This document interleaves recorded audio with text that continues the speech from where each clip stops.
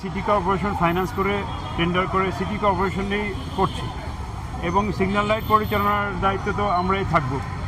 যেখানে অটো যেখানে কোনো ক্ষেত্রে ম্যানুয়াল করতে হবে গাড়ির প্রেশার বুঝে, সেক্ষেত্রে আমাদের সমন্বিত উদ্যোগ আমাদের সাথে সিটি কর্পোরেশনের ভালো যোগাযোগ আছে, কোঅপারেশন আছে। অতএব এই যোগাযোগ কোঅপারেশন অব্যাহত রেখে আমরা সিগন্যাল লাইটগুলো সবসময় সচল রাখার ব্যবস্থা করব, এটা আমরা আশা করতেছি। এখন ঢাকা শহরে জানার মধ্যে অনেকগুলো সিগন্যাল লাইট ছিল, শুধু গুলশান 2-এ চলতেছে। এরপর আরও 22টা সিগন্যাল লাইট চালু হবে। আমাদের সাথে ঢাকা নর্থ সিটি কর্পোরেশনের কথা হয়েছে, ওনারা পর্যায়ক্রমে নর্থ সিটি কর্পোরেশনের প্রায় সকল ক্রসিংয়ে সিগন্যাল লাইট পর্যায়ক্রমে বসিয়ে দেবেন।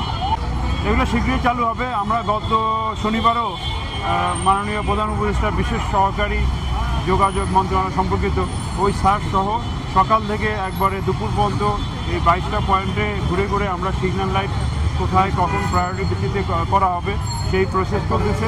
শীঘ্রই 4টা পয়েন্টে শীঘ্রই চালু করা হবে। Sheraton, Bangla motor, Sonargaon crossing এবং ফার্মগেট ক্রসিং।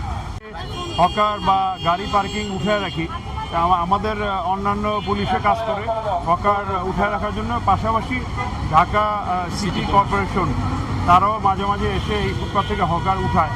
তো ওনাদেরও রেজিস্ট্রি আছে, ওনারাও উঠাচ্ছে, গ্রাজুয়ালি উঠাচ্ছে।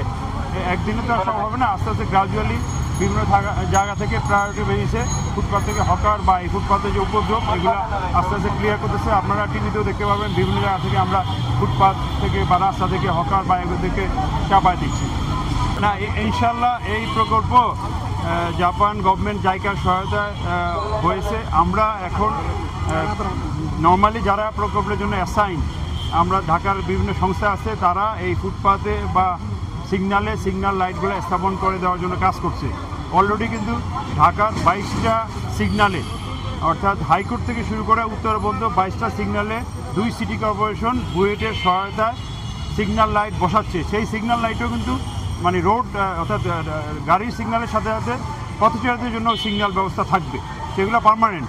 আর শুধু পথচারীদের জন্য এরকম সিগন্যাল ব্যবস্থা, এগুলো সিটি কর্পোরেশনের সহায়তা বা বিভিন্ন ডোনার এজেন্সির সহায়তায় আমরা পর্যায়ক্রমে সবগুলোতে আমরা 24 ঘন্টায় চালু রাখবো, এভাবেই আমরা করব। এখন আপনাদের মাধ্যমে আমরা আহ্বান জানাচ্ছি, পথচারী এবং যারা গাড়ি চালক তারা যেন এই সিগন্যাল বাতি মেনে চললে আমরা মনে করি যে আমাদের প্রকল্প সাকসেসফুল হবে।